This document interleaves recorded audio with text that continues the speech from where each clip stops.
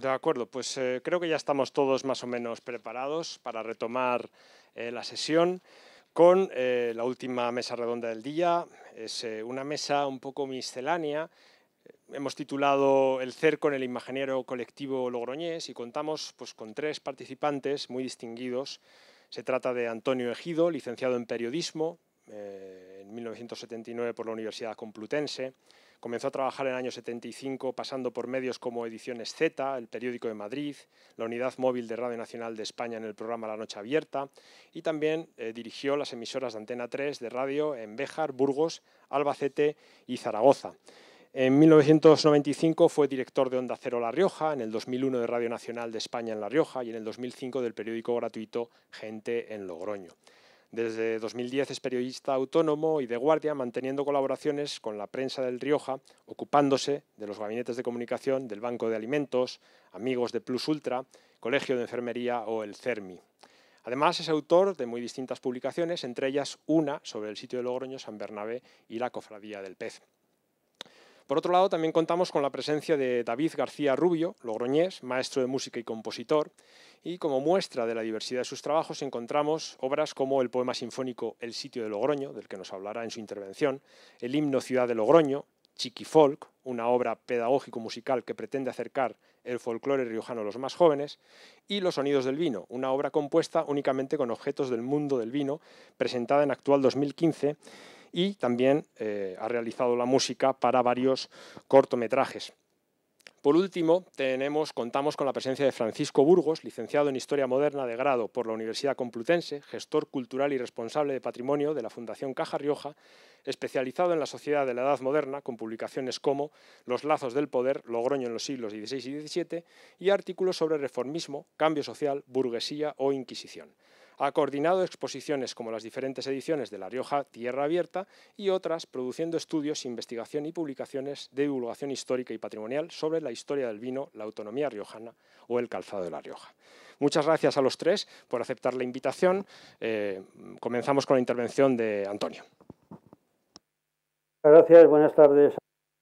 En primer Pues muchas gracias y sobre todo al director académico de este curso de verano, a Diego Tellez, así como al libro que habéis creado e investigado, El cerco de Logroño, que ha sido coordinado por ti y al mismo tiempo un auténtico bombazo en la historia de esta ciudad, o mejor dicho, en la reconstrucción de la historia de esta ciudad. Esta mesa redonda, además, la habéis titulado, pienso que acertadamente, como El cerco en el imaginario colectivo logroñés, recurriendo a un concepto de la sociología acuñada en 1960 por el filósofo francés Edouard Morin, que ha cumplido ahora los 100 años y que designa el conjunto de mitos y símbolos que en cada momento funcionan efectivamente como mente social colectiva. Una mente colectiva que es alimentada tanto en su dimensión real como en su dimensión imaginaria de una forma cuasi religiosa por los medios de comunicación y que se identifica en los productos de consumo y de personalidades mediáticas. Se caracteriza en su neoarcaísmo, su sincretismo y su universalización. Se desarrollan arquetipos o temas universales como son el amor, el tiempo, la juventud, el héroe, en este caso, un héroe colectivo.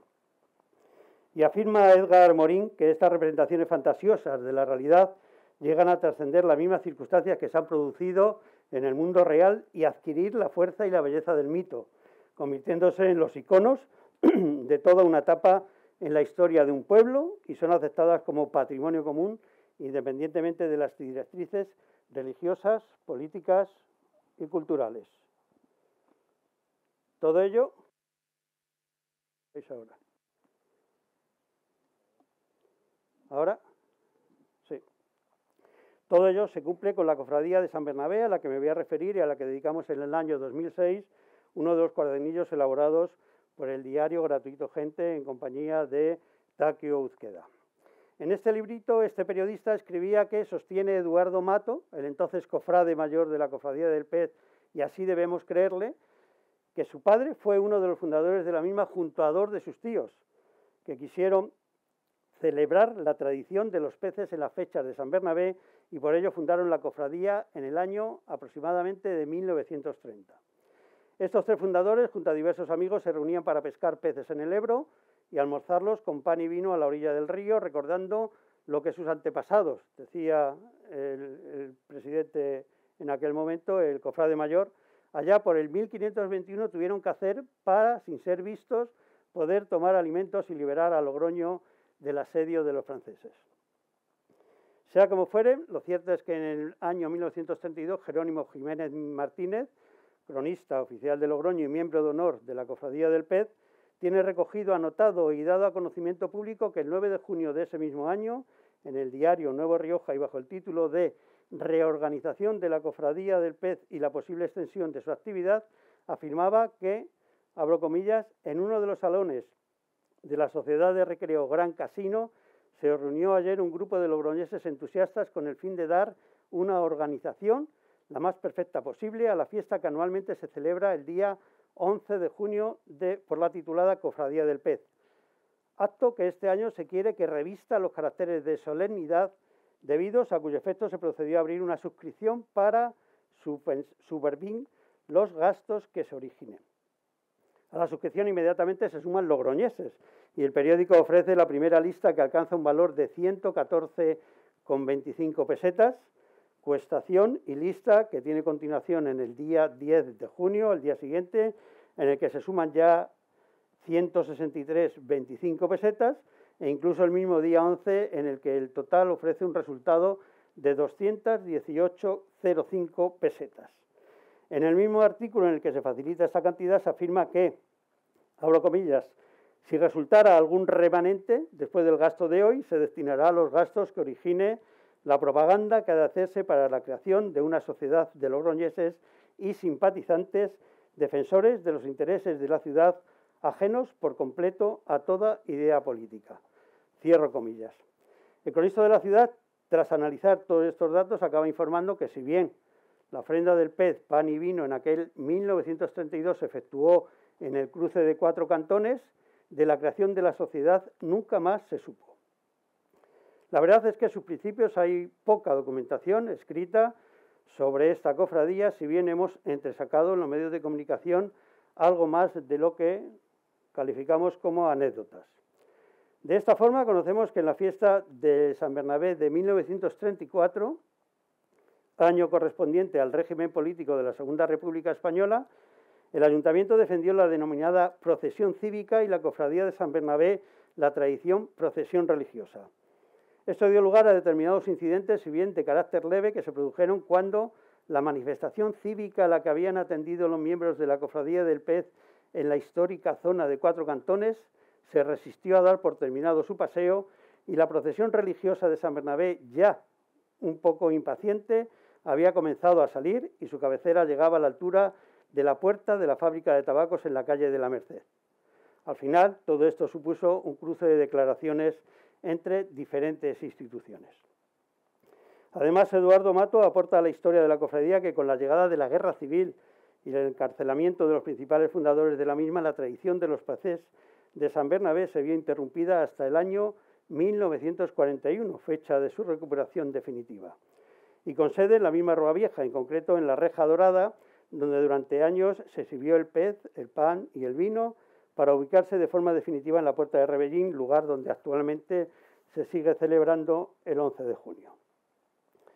1948, se vuelve a citar la Cofradía del Pez como protagonista de la jornada del 11 de junio, indicando que numerosos los cofrades de la Virgen de la Esperanza que acompañaron las imágenes y no pocos los cofrades de la Cofradía del Pez y simpatizantes que, respetuosos, acompañaron en la procesión logroñesa de traslado de nuestros santos patrones. Y CMC, en un largo artículo de 1948 que titula 11 de junio, el sitio de santo patrón, a mis amigos de la Cofradía del Pez, nos informa de que, abro comillas, los logroñeses hubieron de recurrir para que el gobierno de las tropas sostuviera el peso y la fatiga de las armas, a la silenciosa pesca de peces en el Ebro, de los cuales con pan y vino hicieron su alimento. De ahí la creación de la Cofradía del Pez, que recientemente reorganizada ha incrementado con nuevas ceremonias el ritual de los actos conmemorativos, enriqueciendo su médula popular. Feliz remozamiento de lo que nunca debió de caer. Desde estos años empezaron a elaborar los jarritos, como recuerdo de este acto que además se va manteniendo año a año. Avanzamos en el tiempo. En 1953, el 10 de junio, fue publicado en el periódico La Rioja el siguiente anuncio: Cofradía del Pez. Se recuerda a los señores cofrades la obligación de acudir en el día de hoy y hora a las 3:30 de la tarde a la puerta del excelentísimo ayuntamiento, a fin de acompañar a la imagen de nuestro santo patrón hasta la iglesia de la Redonda y asistir a los solemnes vísperas en su honor. El cofrade mayor, Marqués de Romeral. 1959. Leemos en Nueva Rioja que después de la procesión nuestras primeras autoridades, comisiones y representaciones se trasladaron a la bodega que sirve de domicilio social a la Cofradía del Pez, donde se les sirvieron los ricos panecillos fritos, el trocito de pan y los clásicos jarritos del delicioso vino de Rioja, continuando luego haciendo lo mismo con el público en general que, siguiendo la tradición costumbre, acudió en número de varios millares para saborear el pez, el pan y el vino que con generosa abundancia costean siempre los escasos componentes de la cofradía. 1962. José María López Toledo, cronista oficial de la ciudad, dedicó un artículo a este acto del reparto del pez, indicando la cita de la cofradía del pez en el que decía que estos logroñeses, con su ofrenda evocadora del pan, del vino y del pez, son los notarios que prestan fe del histórico suceso. Los peces que saltan en el Ebro, el grano del trigo y el vino de las bodegas fueron el sustento que mantuvo a los sitiados en las largas horas de asedio, lentas y remisas, porque las muraba el peligro. Por eso, en la mañana del día 11, la ciudad entera acude a la cita de la Cofradía del Pez, junto al Rebellín, sabiendo que no se le convoca a un convite, sino a un rito.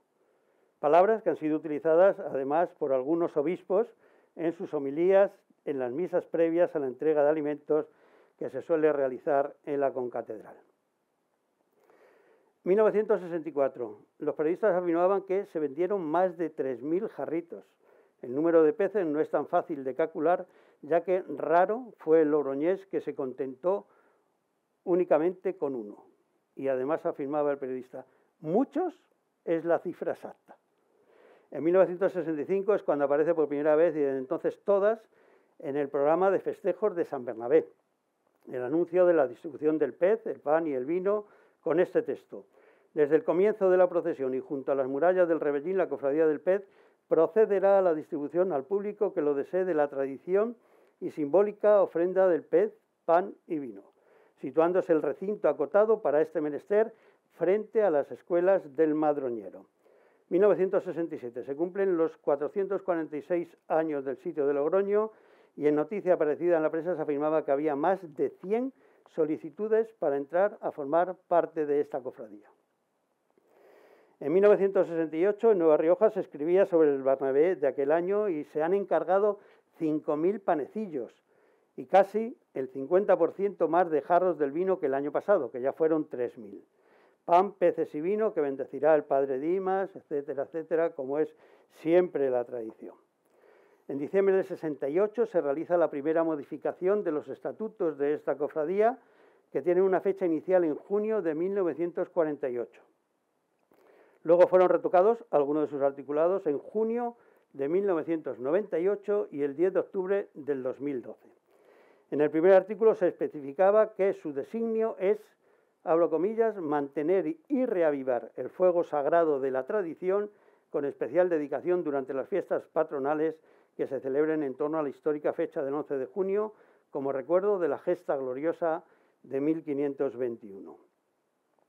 En este mismo estatuto ya se dice el número de cofrades, que se limita exactamente a 26, cifra formada por el día sumada a los guarismos del mes y año de la fecha en que se conmemora, es decir, la del 11 de junio de 1521, desglosada de la siguiente forma: 11 más 6 más 1 más 5 más 2 más 1, que da igual a 26.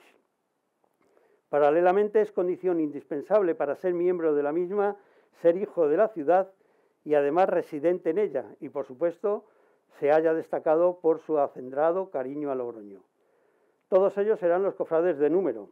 Igualmente, los estatutos de la cofradía contemplan la figura de los cofrades de emérito, que son los cofrades de número que sobrepasen los 70 años, y además está la categoría de cofrades de honor. los que sin ser naturales de Logroño se hayan destacado en pro de su logroñismo, figurando entre ellos siempre el alcalde o alcaldesa de la ciudad. El cofrade mayor es elegido por 6 años, pudiendo ser reelegido. Recordamos que para ser cofrade de número, en primer lugar, hay que pedirlo y después ser votado por las 3/4 partes de los cofrades en primera ronda y tal como figura ahora mismo en los estatutos, la mayoría absoluta entre la totalidad de los cofrades en segunda y sucesivas. En estos estatutos figura que se celebran 3 cabildos a lo largo del año. El primero, el 18 de diciembre, el Día de la Virgen de la Esperanza. El segundo, unos 15 días antes del 11 de junio, para decidir cómo se desarrollará la organización de los actos propios de la cofradía. Y el tercero, 15 días aproximadamente después de San Bernabé, para la rendición de cuentas. El día de San Bernabé los cofrades acuden a misa a la concatedral, luego pasa por el restaurante moderno para degustar migas con huevo frito y cerezas y seguidamente se distribuyen en los puestos asignados para el reparto del pan, del pan y del vino. 1973, la prensa lanza por segundo año consecutivo una voz de alarma sobre algunos de los aspectos del reparto del pez. Y allí, abro comillas, allí, junto al portón, estaba la masa esperando y un poco más lejos, la caseta de los peces y los jarros de vino, asaltada literalmente por el gentío que intentaba cumplir como bueno con el rito. Cada año que pasa se hace difícil el consumo del pez, vino y pan. Y si el pasado año ya dábamos la voz de alarma al respecto, tenemos que insistir de nuevo porque todo tipo de preferencias en un acto de esta índole resulta odioso para la masa de espera. La Cofradía del Pez, consagrada ya por muchos años de dedicación, necesita urgentemente una ayuda material el día de la fiesta y una ampliación del utillaje para que llegue a todo el mundo el sentido último de su mensaje logroñés. Cierro comillas.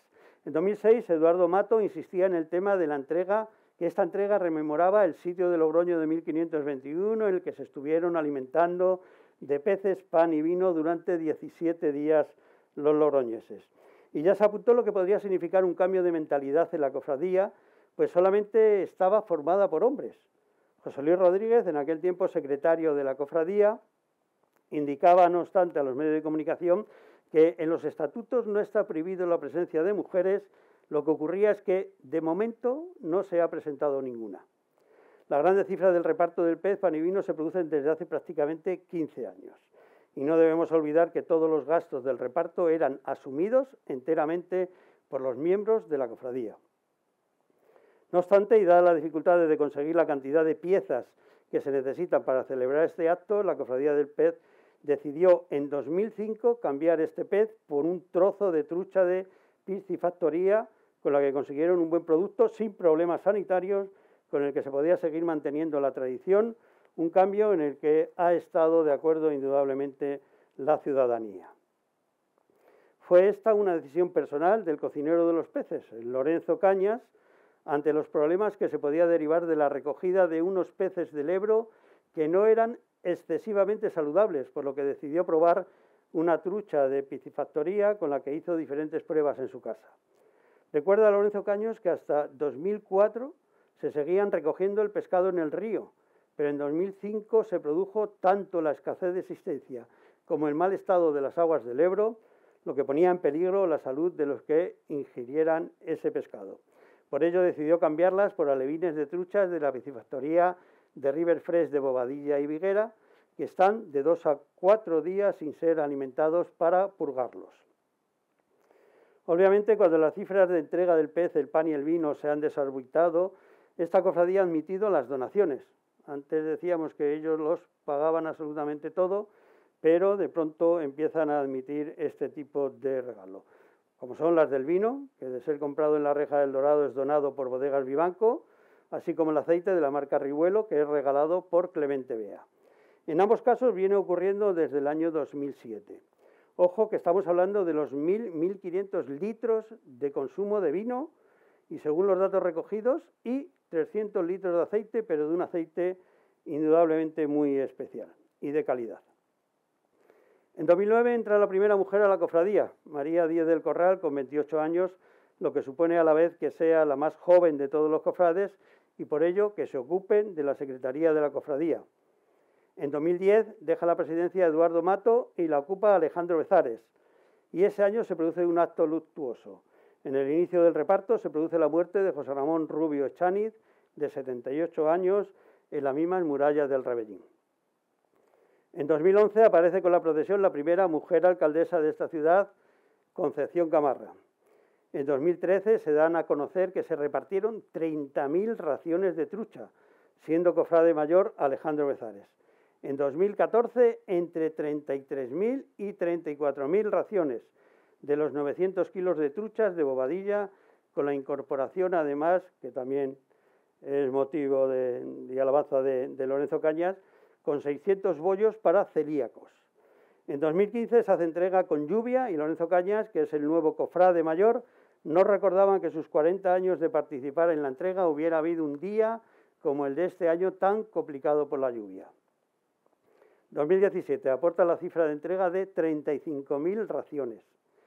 2018 y 2019 hace aparición la lluvia, pero no impide el reparto, al tiempo de recordar a San Bernabé como el Santo Meón. Y en 2020, el año de la pandemia, el reparto se lleva a la cocina económica con la elaboración por el maestro de cocineros de una trucha al horno para 250 personas. La receta de Lorenzo Cañas era lomos de 250 gramos, sazonadas, pasan al horno con 70 grados y un chorrito de aceite con aliño de aceite aromatizado con ajo y unas gotas de vinagre. No faltó el jarrito de ceremonia. Y en 2021 las seguridades sanitarias se impone la tradición y Lorenzo Cañas se inventó la entrega el 10 de junio en el Espacio Lagares de la entrega de sus primeros medallones, que tuvieron como destinatarios la Policía Local de Logroño, Protección Civil de Logroño, los bomberos, la Guardia Civil, la Policía Nacional, Cruz Roja, el Colegio de Médicos, el Colegio de Enfermería, el Colegio de Farmacéuticos, la UME y las familias Vivanco y González de River Fresh. El acto, que si lo aprovechan seguramente y de forma conveniente, está para quedarse. El día después, el 11 de junio de este año, Lorenzo Cañas presentó su dimisión irrevocable en esta cofradía, lo que supuso, además de una tormenta mediática, la dimisión paralela de una serie de cofrades. Todo está pendiente del nombramiento del cofrade mayor, que lo ejerce en funciones Fernando Azofra, pendiente del cabildo que se celebrará como todos los años con motivo de la Virgen de la Esperanza, que será el 18 de diciembre.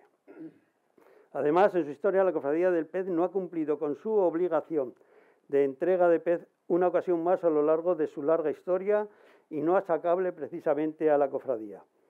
Recordamos que siendo alcalde de Logroño Fernando Trevijano, en el río Ebro estaba vedada la pesca. El permiso para saltarse esta prohibición debía venir de Madrid, en concreto del Ministerio de Pesca, y así ocurrió realmente, pero su destinatario en el Ayuntamiento de Logroño no estaba en su despacho en el día y la hora precisa y nadie se enteró del telegrama por el que se autorizaba dicha pesca.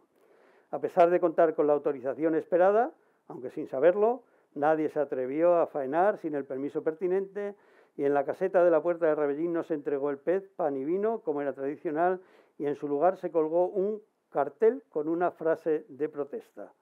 Esto ocurrió, no lo tengo cifrado exactamente, pero entre 1957 y 1963.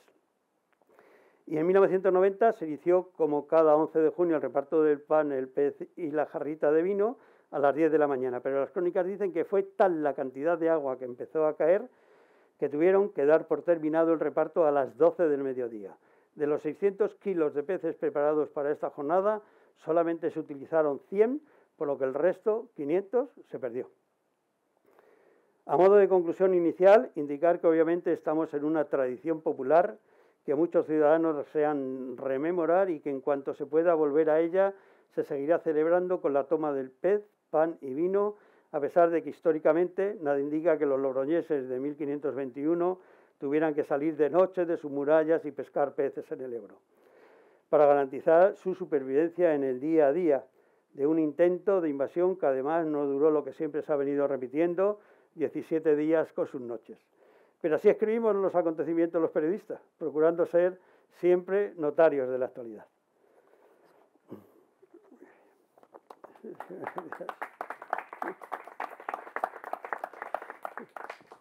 Muy bien, Antonio, muchas gracias. A continuación va a intervenir David, que creo que tiene una presentación PowerPoint. Sí, está por aquí. Buenas tardes.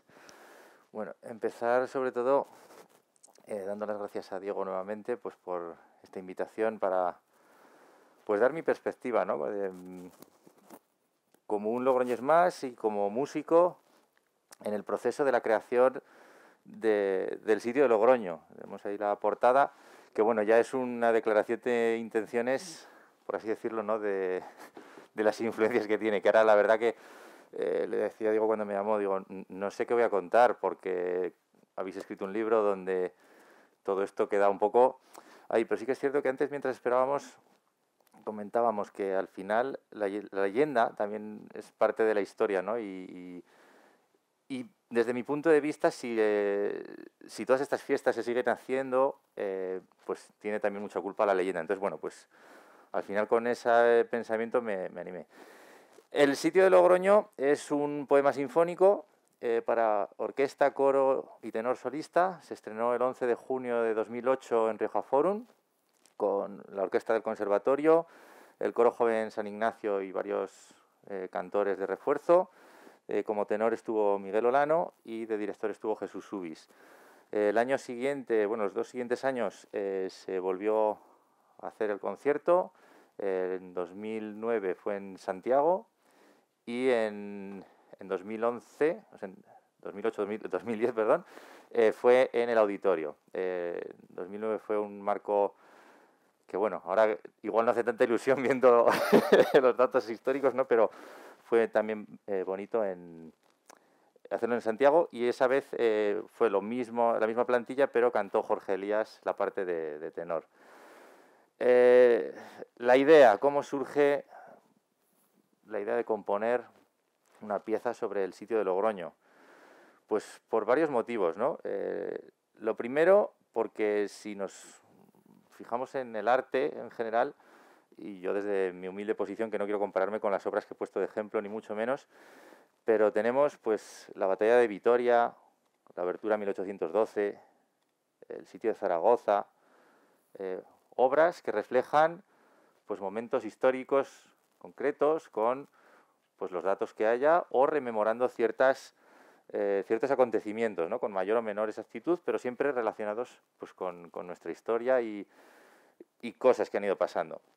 Hablo como historia con nuestra historia de la humanidad, porque 1812 no tiene mucho que ver con nosotros, pero bueno.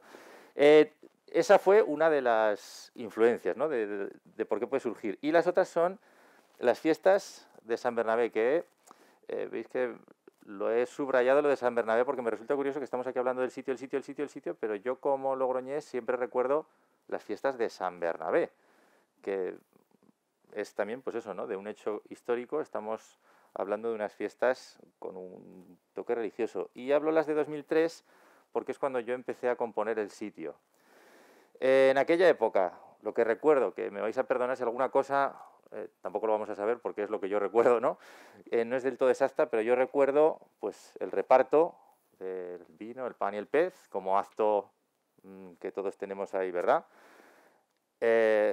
Recuerdo la procesión, la misa, procesión, el desfile que hay, los banderazos, la exaltación del folclore, trajes regionales, jotas, bailes y salou.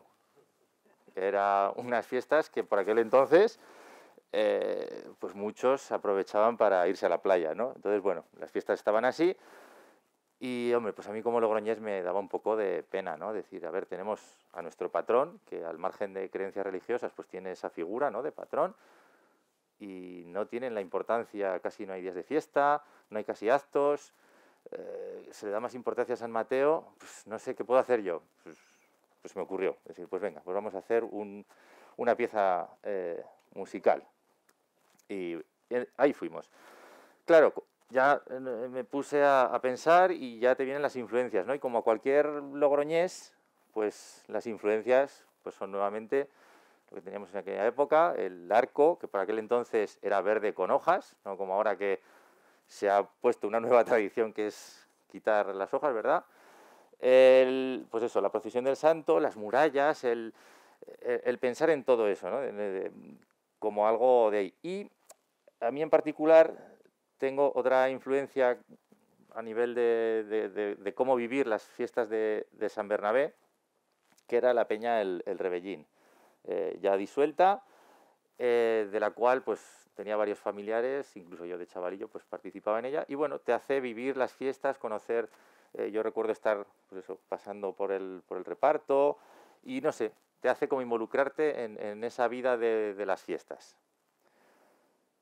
¿De dónde buscar la inspiración para todo esto? Claro, ahora lo hubiese hecho muy diferente. Yo hubiese cogido el libro, hubiese tal, no hubiese quedado tan épico, pero bueno. Pues lo primero visité lugares. Y lógicamente el lugar que primero tenemos en mente es la muralla. No recuerdo investigar mucho, porque bueno, al fin y al cabo era bastante joven y tal, y tampoco sabía muy bien dónde ir, pero sí que empiezas a ver datos y dices, vale, la Puerta del Rebellín lo tenemos todos, nos hemos imaginado ahí al ejército luchando, no sé qué, tal, cañones, y luego descubres que la puerta no es ni del año, ¿no? Y que no solo eso, sino que estaban por el otro lado. Incluso cuando en aquella época, ¿no? Ya te están hablando de Barea y sin embargo, como mente tenemos que ocurrió ahí, ¿no? Luego fui a ver lugares también como Los Calados. He hablado de las excursiones nocturnas. Leyendo un poco el libro, no queda claro de cómo salían, ¿no? Estos, pero a mí, yo recuerdo, pues eso, que la leyenda que te venía era que iban por túneles. Claro, yo me imaginaba un túnel y cuando fui por primera vez a un calado, dije, esto es imposible. Del calado no pueden salir y no sé, y hacer una trinchera en plan guerra mundial tampoco lo veo, pero bueno, si está ahí, pues ahí está. Venga, pues tiramos. Santiago, pues bueno, uno de los lugares que quedan ahí también como icono en esa leyenda. Además tuve la suerte de que el párroco me enseñó completamente la iglesia, fue pues al margen de la inspiración que me pudo dar, una visita muy interesante. Y luego la maqueta, que no he entrado foto, he puesto esta que vendría al uso, de la maqueta que hay en el ayuntamiento, o por lo menos lo último que recuerdo, no sé si la habrán quitado ahora que ya habéis dicho que eso no sirve. Pero bueno, la maqueta que bueno, te servía también, ¿no?, para hacerte una idea, viendo que pues tampoco era exacta, pero bueno, una fuente de inspiración. Y luego pues como documentos, pues el documento en el cual se otorgan pues todos los premios, digamos, y el voto, que aquí es cuando descubres que dices, ahí va, y lo del pez, ¿dónde está el pez aquí? ¿No? Pero bueno, pues actos que se van sumando, que antes comentábamos que es un hecho curioso y que, vamos, yo no contemplo quitarlo porque al final, pues lo que hemos dicho, ¿no?, forma parte de nuestra historia. Igual si no hubiese estado esta leyenda, si no hubiese estado el reparto del pez, pues nos hubiésemos olvidado del sitio y de San Bernabé. Entonces la leyenda, yo hice mi propia leyenda de lo que yo recordaba y la concretamos un poquito en el CD por si acaso alguien no la conocía. Que, pues yo decía, yo qué sé, no sé si esto me lo han contado mis padres porque se lo han inventado o es cosa de cuatro tal, o bueno, pues por si acaso viene alguien, yo qué sé, o viene alguien de Sevilla que no conoce, ¿no? Pusimos la leyenda, pues bueno, pues un poco reflejando en eso que cuenta la leyenda, que vienen los franceses, que los logroñeses estaban tranquilamente y que vienen los franceses que son muy malos. Y que, pues, claro, los logroñeses dicen, a ver, que pachulos nosotros, ¿no? Y vamos aquí y nosotros no vamos a entregar la ciudad como han hecho los de Pamplona, que son unos flojos, y, y nosotros vamos a luchar y los vamos a echar. Y, bueno, pues, lograron resistir, alimentándose, pues, a lo de los peces, tal. Y luego un episodio que yo no estaba seguro, porque yo recuerdo a mi madre contármelo. Luego leyendo, creo que sí que iba por ahí la cosa, que era que salían por una puerta con banderas, tal, entraban a correr, se cambiaban de ropa, sacaban otra bandera y así parecía que en vez de 4 estaban 100, ¿no? Y bueno, pues lo reflejé por si acaso. Y pues bueno, que luego la inundación y que se proclama San Bernabé, ¿no? De ahí viene todo eso. Con todo esto en mi cabeza, pues empiezo la composición de la obra. claro, ¿cómo empezar? Porque dices, ¿y ahora yo qué hago con esta leyenda? ¿Cómo la cuento? ¿Me voy a músicas de la época o qué hago? Y claro, yo pensé que al final el sitio de Logroño, San Bernabé, es la fiesta del pueblo, ¿no? Y dije, a ver, ¿qué representa el pueblo? ¿No? Pues yo creo que el pueblo lo representa pues el folclore. Y básicamente, pues, ¿cuál es la canción más conocida? Pues es la Jota de Logroño, más conocida como Calle Mayor. Entonces, ese tema lo puse como pieza de los logroñeses y luego dije, a ver, franceses, ¿qué hacemos con los franceses? Ya está la marsellesa. Dije, hombre, igual me he pasado, porque, ¿no? Y dijimos, además lo ha utilizado Tchaikovsky en la obertura, no sé, las comparaciones mal. Venga, pues cogí el tema del Hombre Armé, que ese sí que es de la época, que fue bastante usado, y bueno, pues le dimos ahí un punto un poco más, eso, y además tenía jugo. ¿Cómo quedó la obra? Pues la obra se repartió en dos partes, la primera, que es la que cuenta la leyenda, y la segunda con los momentos de la festividad en aquella época, que era la llamada concejo, pues la procesión, los banderazos bajo el arco y luego una jota. Me faltó la misa de difuntos, que era el día siguiente, pero que era para una segunda parte, pero bueno, ya se quedó ahí esto. La primera parte, que es la que nos lleva a la leyenda, que es un poco lo que estamos hablando, pues empieza con una introducción a modo de cuento, pues porque al final yo dije, a ver, estoy contando la leyenda, yo no sé lo que ha pasado en la historia, pues vamos a dejar claro que esto es una leyenda. Entonces la música empieza como si fuese un cuento y nos vamos a Logroño. Hay una música muy tranquila en la que, pues eso, los logroñeses están tranquilamente, se intuye el río Ebro, las ondas del agua, y de repente pues vienen los franceses con todo el ejército, con una llegada, amenazantes, y los logroñeses pues van a Santiago, y hay una canción para el tenor solista en la que se encomiendan a la Virgen de la Esperanza. Lógicamente luego hay una batalla atroz en la que pues, se lucha, una de las tantas, porque puse batalla, no ni la batalla ni muchísimas batallas, porque yo decía, yo qué sé cuántas ha habido, pues bueno, pues batalla, y un recuerdo pues a los que sí que entiendo que lógicamente a poco que hubiese, eso sí que podemos decir, habría fallecidos, y en uno en otro bando, pues bueno, un recuerdo a esas personas que murieron peleando, ¿no? Como en cualquier batalla. En las murallas es un movimiento que a mí me resulta muy curioso porque es el que refleja esto que hemos dicho, de que entran por una puerta, salen por otra, y aquí lo que hice fue coger un tema musical y ir disfrazándolo.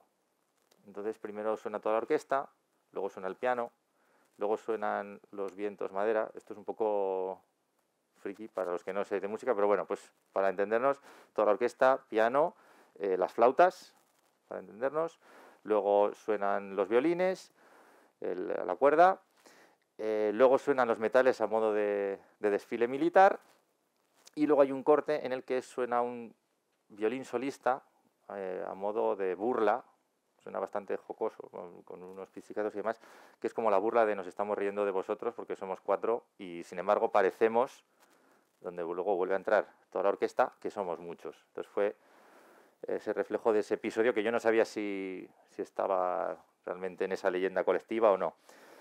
La noche es el momento de los peces, en el que yo me imaginé, ¿no?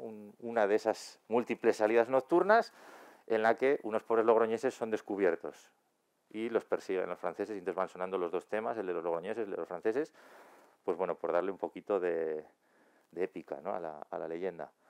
Barea es la inundación y el final con la celebración de que los franceses han sido derrotados y que tenemos un patrón y demás. Y esto sería, pues eso, el cómo he vivido yo el sitio de Logroño. Muchas gracias y espero que mi visión os haya parecido interesante.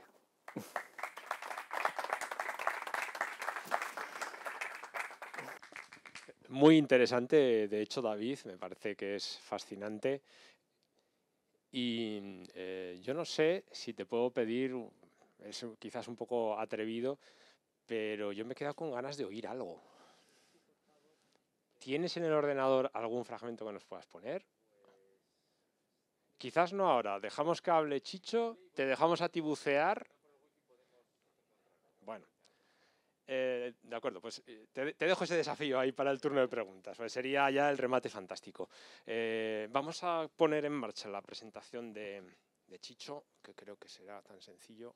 Buenas tardes. No sé cómo haré para aportar algo más interesante que lo que nos ha dicho Antonio con tantos detalles sobre la Cofradía del Pez y que además todos conocemos como referente y como imaginario, o cómo se puede componer una obra, un poema sinfónico, porque es una cosa que como precisamente no estamos generalmente muy avezados en cómo sea ese proceso creativo, pues también me ha dejado un poco, pues bueno, pues me ha encantado realmente, David. Pero por lo pronto quiero empezar agradeciendo a la Universidad de La Rioja, en la persona de Diego Tellez, el haberme invitado, o no sé muy bien con qué merecimientos, a participar en este curso de verano y en esta mesa, y también al Ayuntamiento de Logroño, que permite este espacio de encuentro con la historia, con la memoria y con el recuerdo, permitiendo alimentarse entre ellos, entre sí. El Ayuntamiento de Logroño debo agradecerle doblemente esta oportunidad, ya que sin él, seguramente, yo no hubiera abordado la aproximación al siglo XVI, como así fue hace más de 30 años, al participar gracias a José Luis Gómez Urdáñez en el proyecto de Historia de Logroño. Este proyecto me posibilitó continuar mi formación en Madrid hasta la obtención de una beca de formación de personal investigador en la Universidad Complutense, pero sobre todo permitió que me acercara a la historia moderna como miembro de un equipo de trabajo comprometido, con una generosidad científica incomparable y con el afán de descubrir, investigar y avanzar en el conocimiento histórico que la monumentalidad de la historia de la ciudad permitía. Porque en el proyecto en el que me incorporé ya comenzado, siendo casi el más joven, bueno, casi parece un sarcasmo hoy en día, pero con 25 años, y creo que Ramón Moreno participó un poco más tarde. No encontré más que oportunidades para aprender, para crecer, para colaborar en un contexto que hoy se nos antoja antediluviano, pero que de otra manera no hubiera podido acometerse. Un empeño que se gestó desde el documento, desde la fuente archivística, cuando sus posibilidades de acceso eran incomparablemente limitadas en relación a la actualidad y con una investigación de base casi toda por hacer, en una ciudad aún sin universidad y con una ciencia histórica que aún era más historia que ciencia. Ciertamente, sin los trabajos y la forma de trabajar de este equipo apasionado y un tanto bisoño, fundamental en el proyecto, además de aprender y coincidir con investigadores ya curtidos, este no hubiera podido realizarse sin la confianza del director y sobre todo por cómo crecía el planteamiento general con pasión y debate en cada descanso y en cada encuentro. Cómo me introdujeron en las peculiaridades de cada archivo y cada discusión por cada detalle que aparecía en un documento para sumarlo, contrastarlo, rechazarlo o modificar el planteamiento general. Teorizar en cada descanso con un cigarro, bueno, que entonces se fumaba. Y fumábamos, Perico Lorenzo Cadarso y yo en el Archivo Histórico Nacional, que fue quien me guió en él cuando era un territorio bastante hostil, donde los vedeles que te traían la información eran guardias civiles que imponían un poco, sobre todo cuando tenías 25 años, y estabas dudando entre quedarte sumiso o huir. Luego tuve que hacerlo yo con Goyo Torrealba, el introducirle a él en el archivo, pero también contar con los trabajadores de Santibáñez o con la tesis de José Luis Alonso Castroviejo fueron oportunidades que no son habituales cuando estás empezando. O llegar a un archivo como Simancas y encontrar que la gran Noemí Armas había pasado por allí y había dejado allanado el camino con su buen hacer, y entonces encontrabas cualquier oportunidad de orientación fenomenal por Isabel o por José Luis, su director entonces, bueno, que era como nuestra Micaela Pérez de aquí.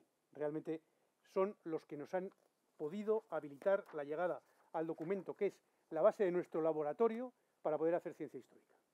Y ustedes dirán que qué tiene que ver esto con el tema que nos convoca. Pues bien, aquí quería llegar, a la sala de investigadores de Simancas, envuelto ya en temas de la tesis doctoral a través de un método poco empleado hasta entonces, como la prosopografía. Y encontrando una fuente, por sugerencia de Isabel, su jefa de sala, como son los memoriales de la Cámara de Castilla, apenas utilizados entonces y aún hoy en día alejados de la plataforma digital. Con ellos podía encontrar a todos esos personajes que yo iba rastreando desde los protocolos de aquí de Logroño, los protocolos del Archivo Histórico de La Rioja, y y también, es que me he perdido, y que entonces reconocería realmente sus realizaciones ahí. Y de ahí nace la pregunta, si los logroñeses cifraban su honor en un acontecimiento como el celebrado en San Bernabé, donde se servía tanto a la corona, ese honor debería estar recompensado en los memoriales que recogerían sus demandas y sus necesidades de recompensa, porque es como el rey establecía su justicia distributiva entre aquellas personas que le habían servido. Ya había visto por otras fuentes cómo algunos vecinos reclamaban su participación en los acontecimientos como blasón de su nobleza cuando alguien la cuestionaba. Ahí, por ejemplo, es el testimonio de una expediente de una orden militar, donde un vecino de Logroño, un testigo, dice que él es noble. Y dice, ¿sabe este testigo que fue elegido el bisabuelo de dicho pretendiente, que no se acuerda cómo se llamaba, por capitán de la gente de esta ciudad, en el tiempo que vinieron los franceses sobre ella, y era del apellido de Barrón, y así es público y notorio? No sabíamos entonces nada de un capitán Barrón que capitaneara a los logroñeses en el entonces sitio. Y tampoco nadie se refería a él en otros testimonios, 20 que estuvieron hablando sobre el tema, de esta probanza, ni de otras pruebas de parientes suyos con otros testigos, o en otras controvertidas que les tocaba parte dentro de las órdenes militares, o en ejecutorias de hidalguía, o en inquisición, en sus testamentos o en sus procesos judiciales. Ni siquiera en el libro de cabecera de la gesta, publicado 5 años más tarde que esta investigación, por Albia de Castro se hacía mención de lo que el testigo decía que era público y notorio, y que también lo debería haber conocido el hermano de Albia de Castro, que era uno de los testigos que participaba en esta investigación. Pues bien, si esto era así, y solo el olvido y la modestia era lo que impedían amplificar lo que se conocía en la ciudad por todos, en su memoria colectiva, esta fuente documental brindaría la trascendencia de su participación, y estaría junto a otros que nos mostrarían a los protagonistas de un relato que hasta entonces se obviaba en la masa de los personajes participantes de la ciudad, salvo don Pedro Vélez de Guevara. En esta fuente debería encontrarse su participación. Pues bien, esa es la firma de don Andrés de Albia. De las 27 peticiones de los vecinos de Logroño que encontré en aquel momento, que seguramente habrá alguna más, porque no todas van identificadas como vecinos de Logroño, solamente un par hacían mención a la recompensa por los servicios prestados. Gómez de Mendoza como soldado profesional y Martín de Sesma, que lo quería ser. 3 por servicios particulares y 4 por la reparación de daños realizados por los franceses. El resto, cuestiones más prosaicas, como moratorias en los pleitos, deudas, recuperación de privilegios, sentencias, problemas que venían de antiguo y que en ese momento, como estaban los alcaldes de Casa y Corte, que era la corte, Logroño en aquel momento, de todo el reino, pues aprovechaban para salir de la justicia del corregidor y obtener una sentencia firme mucho más rápida. Con estas, en Patronato Real me aparecieron documentos que habían sido ya rescatados por otros historiadores, como el que hace mención de la reunión del enviado de la Junta de Tordesillas y la respuesta de Logroño, un tanto ambigua, a las apelaciones de la ciudad por la llegada de los franceses. Y nada para los héroes, para los fallecidos o para los francotiradores. Sin embargo, la ciudad como tal logró su máximo reconocimiento ante la corona. La exención de los impuestos y los símbolos del vencido. Esto nos ha ido cuestionarnos cómo se entiende una gran victoria con tan parcos números y plantear la cuestión de el mito y el privilegio dentro de un tema trascendente, pero de menor peso analítico en un conjunto de investigación de base, sólida y difícilmente abarcable como fue la historia de Logroño. Seguramente podría haberse profundizado más, pero seguramente aquel no era el momento. Una treintena de años han tenido que pasar sin que nada notable en el discurso para que haya surgido el cerco de Logroño, mitos y realidad. Bueno, nada no. Ya he mencionado la vida de algunas cosas. La difusión del conocimiento sobre el cerco en estos 30 años ha sido exponencial.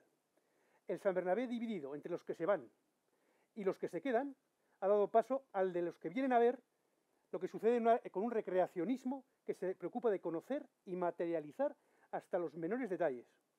Un Rebellín recuperado que ha mostrado hasta 3 lecturas diferentes y complementarias en los últimos 14 años. Un cerco que situamos en un contexto bélico internacional en una exposición divulgativa en el año 2007. Y un castillo que regresó a la memoria colectiva apareciendo fugazmente y conservándose en los almacenes municipales.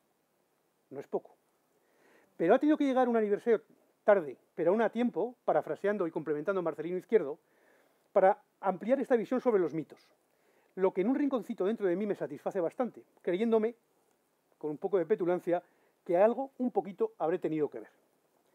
La historiografía revisada, las fuentes vaciadas, la nueva documentación aportada, los protagonistas analizados, una disección completa de los diferentes aspectos que rodean a los hechos y a la ciudad, descubriendo, desmontando y recorriendo el camino de los relatos hasta llegar a lo que hoy compartimos por el acontecimiento histórico que ocurrió el 11 de junio y el que ocurre cada 11 de junio desde entonces.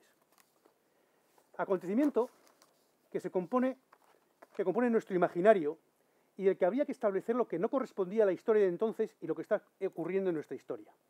Pocas cosas se pueden decir sobre esta situación actual del estado del conocimiento, que solo el tiempo ampliará con nuevos documentos y nuevas visiones de lo ya existente, gracias seguro también al esfuerzo documental de la Universidad y el Ayuntamiento que han emprendido el año pasado. Pero a mí hoy aún me quedan algunos aspectos aún por resolver, enlazando con mi preocupación de entonces, que radicaban más sobre la mitificación que sobre la manipulación histórica, aún en aspectos no tanto de lo que pasó, ni de lo que se cambió, sino más bien de cómo se hizo este cambio. Porque esto es el memorial que presenta Martín de Sesma, para decir que ha pillado una carta del Marqués de Falces y que ese es su mérito para poder pedir una plaza de soldado en el futuro. Uno de los méritos que se apegan a la... Esta es la ciudad, mandando un requerimiento. Bien. Porque como alguien ha escrito ya, la mitificación del cerco de Logroño comenzó el mismo día 11 de julio de 1521, persiguiendo al francés hacia el Soto del Rey. En ese mismo momento, con la instalación de la corte en la ciudad y la sala de casa y corte, la ciudad comenzó a beneficiarse de una primera instancia próxima de la fuente de la justicia. Así, el día 3 de julio de 1521 comenzaron a mandar los logroñeses sus memoriales a la Cámara, mostrando la mala situación que habían quedado por los desmanes de los franceses, cuánto habían contribuido con su esfuerzo personal y la imposibilidad de atender a sus compromisos, los robos, la necesidad de restitución de bienes, cómo había afectado el territorio cercano a Logroño y el reconocimiento de los servicios, militares en batalla como Gómez de Mendoza, labores de custodia como las de Juan de Laguna y la Puerta del Puente, o el espionaje que hacía Martín de Sesma. Pero muchos más los pleitos entre vecinos, entre localidades, entre parroquias, las peticiones de la ciudad. La única muerte que se registra en Logroño, en estos documentos, es la que comete Juan de Ojeda con respecto a un tambor extranjero por un enfrentamiento que tuvieron mientras los franceses batían la ciudad con la artillería, y pidió que se conmutara por la alegría de la marcha francesa. O como quien arrasó Murillo fue un ejército de franceses y navarros, según la persona que había sufrido el robo de sus sacas de lana. Y así la ciudad fue componiendo su relato ante el monarca. El 31 de julio, como pone en ese documento, remite un memorial para resaltar los servicios que se realizaron y el empeño de las arcas municipales que debe ser restituido. En él se nos señalan los servicios, en el presente, cuando los tiempos estaban revueltos por las comunidades, si sus servicios van por el tema de las comunidades, compraron armas tomando prestado de las rentas, abastecieron a las capitanías y se tomaron muchos panes y vino de los vecinos, maderas para reparaciones y plomo para las pelotas, las barracanas de los puntidos, para tener agua para la cava. Y nos dice que la ciudad había enviado principales para conseguir la merced. Es decir, nos resume lo que las cuentas de la ciudad ya nos dicen, donde vemos que se reflejan e indica que la comisión de Martínez Hernández de Navarrete, Gómez de Mendoza y Juan de Enciso ya había ido a Flandes y se había mostrado las necesidades y servicios heroicos en el año de las comunidades. Es decir, lo que la ciudad oficialmente había presentado al monarca ya se había hecho. Es decir, la ciudad, el sentimiento de común sobre el hecho estaba ya en marcha. Una semana después, el 8 de agosto, ya se puede apreciar el sentir de los logroñeses por cómo se estaba solucionando el cerco y lo de los alrededores del cerco. Adriano de Utrecht refería al emperador: en todo el pueblo murmuran mucho del repartimiento que se ha hecho de la artillería, que fue tomada a los franceses, especialmente ahora que cada uno se la lleva o envía a su tierra, y dejar a esta ciudad sin darle pieza alguna, la cual en tiempo del rey católico fue bien proveída para estas necesidades que es la frontera de Navarra. Después de Noain, Logroño comienza a sentir el vacío por la desmovilización y el vértigo por el olvido, además de la disconformidad ante su esfuerzo aún no recompensado. Un mes más tarde, relatando parecidas demandas, la ciudad de Logroño refiere al rey: la ciudad de Logroño dice de cómo vinieron los soldados de Navarra a dicha ciudad hasta que los franceses vinieron y la batieron y alzaron el real y se retiraron de la dicha ciudad, sin referir escaramuza alguna, rescate del ejército real o persecución ninguna. Eso no quiere decir que no la hubiera, sino que eran unas circunstancias que no les parecían tan reseñables como su esfuerzo en la resistencia y amparo a los vencidos para lograr sus objetivos de aquel momento. Durante los siguientes meses no dejarán de remitir los particulares, lo precario de la situación, la necesidad de compensación, el reconocimiento. En ellos no se refleja euforia, que se celebraría en el momento de la liberación, o la satisfacción, o el ardor guerrero colectivo. Aparece el dolor, el esfuerzo, el miedo, la necesidad, los inconvenientes, aspectos que se encontrarían también en todos los meses previos al cerco. La conmemoración será lo que fije realmente los aspectos comunes del acontecimiento y llegaría al año siguiente con el voto de San Bernabé, que fija el número de soldados con holgura, el recuerdo de los fallecidos, la implicación colectiva al recorrer las calles saliendo anualmente de cada parroquia, la presencia de los dirigentes como representación de todos y ostentación de su diferencia, que el tiempo irá haciendo que evolucione y se adapte a las circunstancias de cada momento, la fiesta y la comida de los pobres.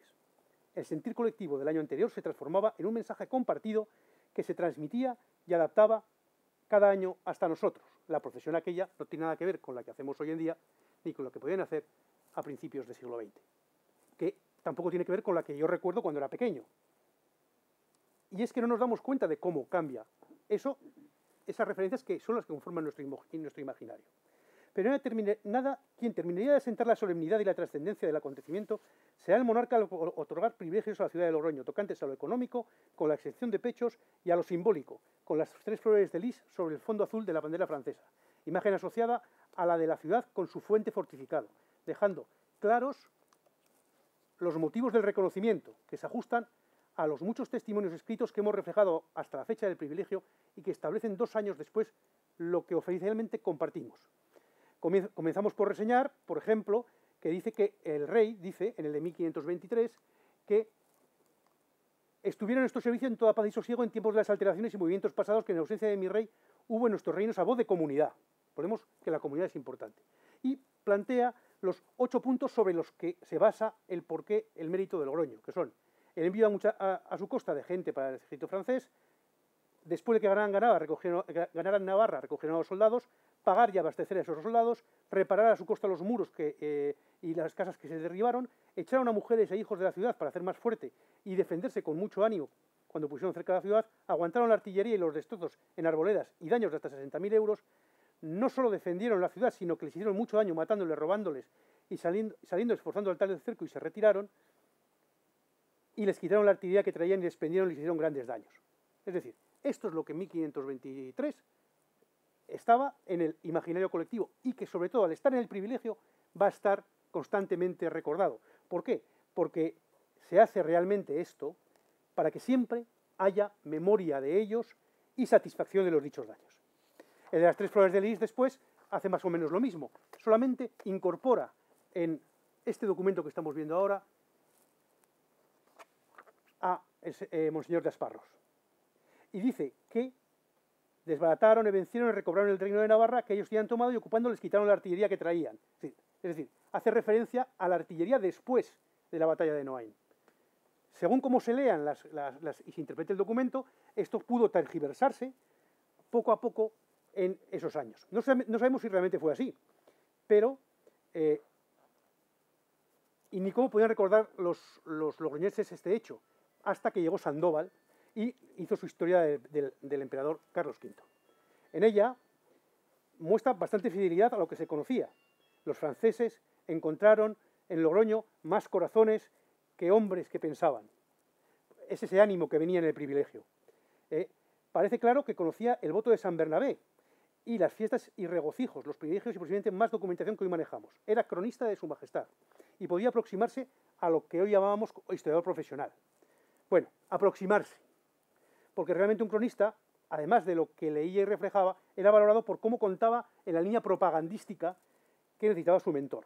Para ello, os voy a dar un apunte de cómo se elegía un cronista en 1620, precisamente cuando se muere Prudencio de Sandoval y Pedro de Valencia, hay que cubrir su plaza. Y entonces se presentan 12 candidatos, y ellos tienen sus méritos puestos allí. En ellos consta si uno, pues depende del duque de Lerma, o ha trabajado con el conde de Villamellana. Es un mérito también. Por lo menos son más honestos que hoy en día. Los méritos no son solo el hacer cosas. Pero en esta ocasión se presentan gente que no sé si conoceréis, yo creo que sí. Por ejemplo, Lope de Deza o Mateo López Bravo, que son dos arbitristas. Fray Alonso Maldonado, Fray Jaime Baldo, Alonso Maldonado, que es de la Orden de Predicadores, que son escritores que buscan avalar sus trabajos históricos. O Lope de Vega y Carpio, que tiene que mantener a toda esa cohorte de hijos que tenía. Y cronistas como Tibaldos de Toledo, que estuvo al servicio del conde de Villamediana, Tamayo de Vargas, que decía que su trabajo es decir la verdad, o Luis Cabrera de Córdoba, que entre sus méritos decía que escribí sin ayuda de ni un pliego de sus archivos. Esto es significativo de lo que es un cronista. Bueno, Sandoval conocía directamente los relatos del cerco que existían en su época. Además de la proximidad de Logroño a su obispado de Pamplona, él residió en Nájera en su juventud, cuando ingresó en la Orden de San Benito. Allí encontraría la base oral y documental con la que los logroñeses habían dado cuerpo al relato de los hechos fijados en los privilegios para la perpetua memoria y que aún todavía nosotros no hemos encontrado. Desmiente ya alguno de los que lo orlan, diciendo, vino por capitán del ejército Andrés de Fox, señor de Asparrós, a quien los de Logroño dicen, con engaño, que mataron. No dice que... No, dicen que con engaño son conscientes de que los logroñeses son conscientes de que están mintiendo cuando dice que lo mataron. Tampoco es así. Pero tanto es así que introduce sin demasiada solución de continuidad en su discurso a un hasta ahora desconocido, a través de un testimonio también referido con nombres y apellidos. Dice, bien poder de Melchor Gómez Manrique, vecino de la ciudad de Nájera, cierta información de testigos que dicen que en los 2 años que las comunidades y el cerco de Logroño, el licenciado Álvar Pérez había sido regidor de los hijosdalgos de este Logroño, y tanta parte y de tanto valor que, viendo al pueblo vacilando para dar a la comunidad y después rendirse a los franceses en su buena industria, los puso en camino y los animó para que estuvieran firmes en la fe que deben a su rey y fuertes en la defensa de la ciudad. Álvar Pérez aparece aquí por primera vez en todo el discurso. Aparece por primera vez la arenga. Aparece... Hasta ese momento solo sabíamos que era uno de los logroñeses que había llevado el palio con Carlos V, que había sido procurador mayor en torno a 1525. Y ahora, eso sí que sabemos que Melchor Gómez de Manrique es quien lo encumbra testimonialmente. Él era abuelo materno de este Gómez Manrique. Eso no nos lo dice Sandoval. Eso nos lo refleja Salazar y Castro en su Historia de las grandezas de la Casa de Lara y por el testimonio de Luis de Ariz, que es otro historiador que era de Nájera y fue prior en Valvanera. Asocia su arenga a no caer en la comunidad, no a rendirse a los franceses y a mantener la defensa de la ciudad. Esto es lo que refleja en aquel momento. Bueno, es extraño su anonimato, cuando además estuvo casado con Catalina de Enciso, su hijo Julián con Isabel de Yanguas, y su descendencia, ya en estos primeros del siglo XVII, emparentó con los sucesores de otro de los protagonistas de este momento, que es Juan de Enciso y el convento de Madre de Dios. En estas fechas, un nieto suyo fue apadrinado en el bautismo por Pedro Fernández de Navarrete. Es otro de los escritores riojanos destacados del siglo XVII, un arbitrista que además tenía mucha vinculación con el infante cardenal y Baltasar de Zúñiga. Y siempre, voy a ver si puedo resumir un poco rápido. Bien. Básicamente, Álvar Pérez, en el memorial de Albia de Castro, desaparece. Albia de Castro recrea de nuevo la historia, la hace mucho más florida, pero el testimonio, por ejemplo, de esta persona desaparece. ¿Por qué desaparece? Albia de Castro, nos encontramos que él ha utilizado fuentes como Sandoval, como Illescas, Gonzalo de Illescas. Él no es historiador, él es escritor, un politólogo que hace un panegírico para conseguir el voto en Cortes, que es recuperar la exención de pechos que los millones habían terminado con ella. Y él habla que utiliza papeles de gente, papeles que se sabía que circulaban, como los que tenía don Alonso Bustamante o don Juan de Pedroso sobre cosas que pasaban en la ciudad. Y que ojalá algún día encontremos, que algunas cosas hemos encontrado, pero no realmente con este sitio. En todo ese estudio lo que se hace es defender la importancia de la ciudad y se da un tinte nacionalista y provincialista, que es lo que está funcionando en aquella época en cantidad de historias, y entonces lo curioso es que no aparecía Diego Barrón, no aparece Álvar Pérez. Sí aparece toda una estrategia de ciudad donde se ve cómo todos los que están dentro del regimiento perpetuo, o casi todos, porque el descendiente de los Pérez no estaba entre los sonetos, hablan de que la pluma daba paso a la espada y que al mismo tiempo la noche había llegado a la gloria de la ciudad. Bueno, pues 11 años más tarde de este memorial, en unos testimonios aparece otra vez Álvar Pérez, esta vez diciendo que fue no solo el que arengó a los vecinos, sino que además fue el que llevó los papeles a Alemania. De hecho, yo creo que si encontramos un testimonio posterior, será el que venció él solo a los franceses. El Illescas, lo pongo porque quiero llegar aquí. Esa es la situación de Álvar Pérez en todo esto. Álvar Pérez, ya en este último testimonio, no se subleva por la comunidad, sino para vencer a los franceses. Con lo cual, estamos viendo cómo lo que es la intrahistoria va modificando lo que es el pensamiento colectivo y el imaginario. Este árbol genealógico donde veis a Álvar Pérez lo relaciona no en el momento en el que él está allí, sino con los que están mandando o yendo a Flandes al emperador, que son María de Navarrete y Juan de Enciso. Está Navarrete el Mudo relacionado con ellos. Y toda esta gente son camareros del duque de Nájera. Están relacionados con la órbita, con las clientelas del duque de Nájera, como Pedro Fernández de Navarrete, los Beatos Medina y Navarrete y Melchor Gómez Manrique, que es descendiente de una hija ilegítima del adelantado don Pedro Manrique. Toda esta gente está enfrentada a otro sector de la ciudad que también tienen incorporados, como aquí en los Encisos o los Yanguas o los Mendo, mercaderes en su linaje, como son los Barrón, los Tejada, los Ponce de León, que son los León realmente, como es Albia de Castro, los Pedroso. No estoy diciendo que haya un enfrentamiento dicotómico, esto no tiene un planteamiento, pero esta es la situación real. ¿Por qué no aparece Álvar Pérez en el texto de Albia? Porque no es de los suyos. ¿Por qué lo sigue mencionando? Porque resulta que Diego Oribe Yariz, que es descendiente también del historiador que estaba en el otro lado, él sí que es pariente suyo y le interesa tener como referencia de la nobleza el sitio de Logroño. Básicamente eso es lo que quería deciros. Y simplemente al final pensar que este es un descendiente de Álvar Pérez que mata a Jerónimo de León, o sea que también tienen enfrentamientos. López de Zarate ya lo dice. Las tres torres que oprimen una puente hacen frente y sustentan los cielos de su altura. Hace una loa en su silva a lo que es el puente de Logroño. Al final, el símbolo del puente es el símbolo de la ciudad. El símbolo de las flores de lis resumen en el puente todo esto que es el imaginario colectivo.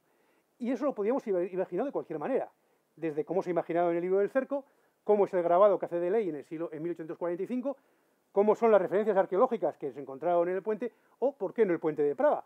Si al final todos tenemos la misma referencia, ya nos lo dijo Jesús Rocandio en los años 80 en Logroño Imaginario. Compartimos todos una misma referencia y todos podemos encontrarnos identificados con algo, aunque realmente no haya sido así. Y lo que hacemos es constantemente cambiar y nutrir ese discurso para actualizarlo. Por mí nada más y gracias. Muy bien, Chicho, muchas gracias. Siento mucho haberte apresurado, pero la verdad es que vamos muy mal de tiempo. Efectivamente, Albia de Castro no se nos olvidó de Álvar Pérez, se olvidó de todos. No está ni siquiera Pedro Guevara. No fue intencionado no hablar de nadie. Totalmente intencionado, era un sujeto colectivo. Un sujeto colectivo, exacto. No, estoy totalmente contigo en esa afirmación, ¿no? En cuanto a Sandoval, bueno, eran muchas más cosas. También un plagiador. Gran parte de lo que escribió está copiado literalmente de Pedro Mejía, ¿no? El cronista de Carlos I. En fin, fascinante lo que has contado, la verdad, y no nos podemos extender mucho. Sí que me gustaría, y no sé si estáis los componentes del público de acuerdo conmigo, escuchar un fragmentito de la obra, si sí. David ha conseguido encontrarlo. Sí, no sé si se oirá directamente al conectar. Y ya con eso cerraríamos la sesión porque no tenemos tiempo para más. Hombre, si tenéis alguna pregunta, esto está en internet todo, ¿eh? O sea que... Venga, vamos a ver si hay suerte y lo podemos escuchar. A ver, un segundito.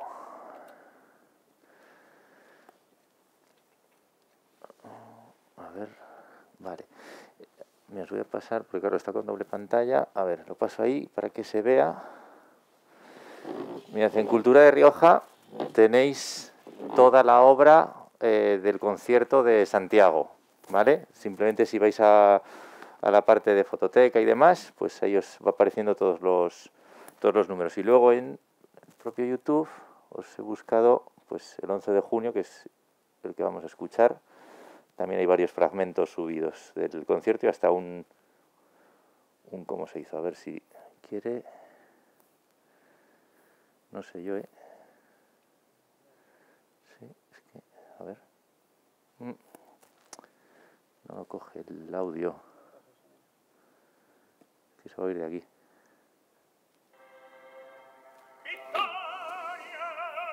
Se ve de aquí, pero bueno. Pero igual.